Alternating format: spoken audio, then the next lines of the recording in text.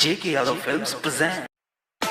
अगर आप भी चाहते हैं कि गदरौल जवानी का मजा सबसे पहले आपको मिले तो दोनों घंटा को दबाकर पहले गरम कीजिए और बाद में लहंगा के भीतर उंगली डालकर असली जगह पर हिलाना ना भूलें। लहंगा उठा के सब्सक्राइब करो। लहंगा उठा के सब्सक्राइब करो।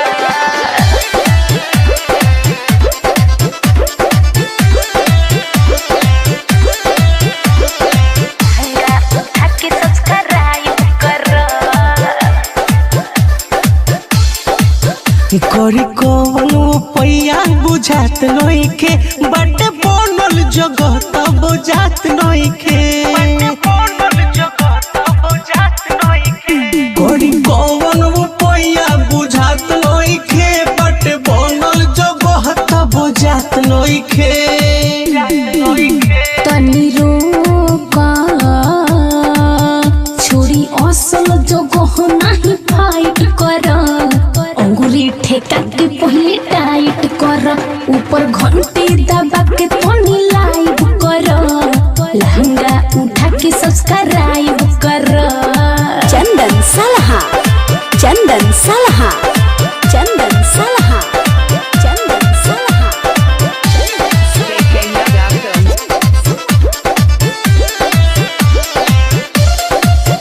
ऊपर घंटी दबा के तनी लाइव कर।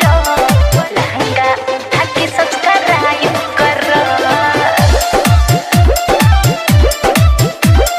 लहंगा उठा के सब्सक्राइब कर। का करी पहिले ना कही और कोइनी होइल न कुछ और खेतन उठे कोइनी। ऊपर दबाव देखो बाटे होई ऊंच हो। जगह पर अपने से जाई पहुंच हो।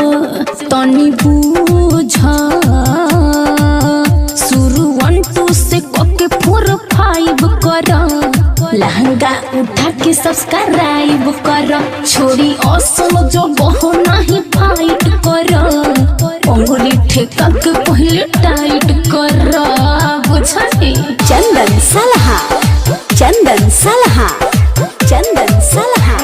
उठा के सब्सक्राइब कर।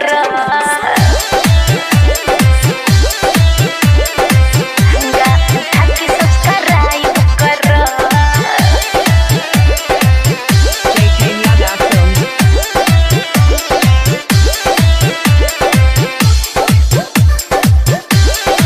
लहंगा उठा के सब्सक्राइब कर। कदन सेंड बोला भइल कि ना हो। सच बताओ सही गोइल कि ना हो। बारो तू डाल दिले फाइल में दूसरे। आहिरे दादा लागे खून देव पोखरे। हटाऊ उठा नहीं ऊपरे से बबलू डराइव कर। लहंगा उठा के सब्सक्राइब कर। छोड़ी असल जगह नहीं फाइट कर। अंगुली ठेका के पहले टाइट कर। करी कौन पैया बुझात नइखे बट बनल जगह त बुझात नइखे। करी कौन पैया बुझात नइखे बट बनल जगह त बुझात नइखे। तनी रोका छोड़ी असल जगह नहीं फाइट कर। अंगुली ठेका के पहले टाइट कर। ऊपर घंटी दबा के तनी लाइव कर। लहंगा उठा के सब्सक्राइब कर। JK Yadav Films